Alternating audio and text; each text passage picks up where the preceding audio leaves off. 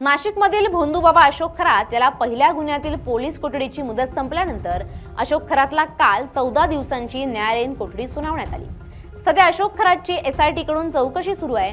याच दरम्यान चौकशीतून काही धक्कादायक माहिती समोर आली आहे। अशोक खरात प्रकरणात एसआयटी कडून 3 ते 4 डॉक्टरांची चौकशी झाल्याची माहिती सूत्रांनी दिली आहे। नाशिकमधल्या वड्या डॉक्टरची चौकशी झाल्याची माहिती आता समोर आली आहे। महिलांना गर्भपाताच्या गोळ्या देणाऱ्या डॉक्टरांची एसआयटी कडून चौकशी करण्यात आली आहे। यावेळी अशोक खरातनं याच डॉक्टरांकडून सल्ला घेऊन ओशनोजलच्या नावाखाली गुंगी येणारी औषधं, वेदनाशमक गोळ्या महिलांना दिल्याची माहिती समोर आली आहे। अशोक खरातनं एका महिलेवर लैंगिक अत्याचार केल्याने गर्भवती राहिलेल्या महिलेला ओकस कार्यालयामध्ये अशोक खरातनं गर्भपाताच्या गोळ्या दिल्या होत्या। पूजा विधीच्या बहाण्यानं तसंच लग्नाचा आमिष दाखवून घटस्फोटित महिलेवर अत्याचार करून तिचा गर्भपात केल्याप्रकरणी सरकारवाडा पोलिसात गुन्हा दाखल करण्यात आला। विवाहस्थळ आलं, त्याच्याशी सुखी संसार होईल का अशी विचारणा करण्यासाठी पीडित महिला आई वडिलांसोबत पहिल्यांदा 2023 मध्ये अशोक खरातकडे गेले। त्याने सुखाचा संसार होईल असं सांगत ईशानेश्वर मंदिरात जाऊन पूजा करण्यासाठी सांगितलं। महिलेला 2 अपत्यही झाली, मात्र काही दिवसांनी घरगुती भांडणं टोकाला गेल्याने पती पत्नी विभक्त झाले। त्यानंतर पुन्हा पीडित महिला आई वडिलांसोबत खरातकडे भविष्याबाबत मार्गदर्शन ऐकण्यासाठी गेली। तेव्हापासून नराधमानं महिलेवर वाईट नजर टाकायला सुरुवात केली। पुढच्या वेळी महिला अशोक खरातकडे गेली असता त्याने लगट करण्याचा प्रयत्न केला। त्यानंतर महिला स्पर्धा परीक्षेच्या तयारीसाठी दिल्लीला गेली, मात्र मुलांच्या भविष्याच्या काळजीमुळे पुन्हा नाशिकला परतली। पुन्हा खरातचं मार्गदर्शन घेण्यासाठी गेली असता त्याने तिला आपल्या जाळ्यात रोवण्यास सुरुवात केली। तांब्याच्या भांड्यातील पाणी पाजून अत्याचार केले।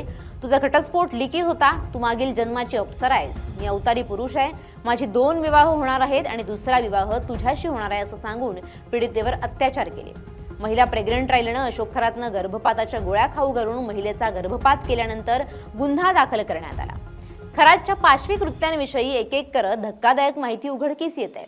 महिलांना आपल्या जाळ्यात ओढण्यासाठी त्याने वापरलेल्या गूढ औषधाची माहिती देखील समोर येते। अशोक खरात आपल्या केबिनमध्ये येणाऱ्या महिलांना एक विशेष प्रकारचं गूढ औषध देत असायचा। हे औषध खारट किंवा कडवट चवीचं असल्याचं ते समोर आलंय। तसंच तो त्यासोबत विशेष पेढे देखील खायला लावत असायचा। या पदार्थांचं सेवन केल्यानंतर महिलांना काही वेळातच मळमळणं, डोकं गरगरणं, डोकं जड होणं असे प्रकार सुरू व्हायचे। अर्धवट बेशुद्ध किंवा गुंगीच्या अवस्थेत असलेल्या महिलांवर खरात केबिनमधील दिवे बंद करून लैंगिक अत्याचार करत असायचा। या प्रसादाच्या प्रभावामुळे पीडित महिलांना त्यांच्या सूचनांचं पालन करण्यास भाग पडत असे असा एसआयटीनं दावा केलाय।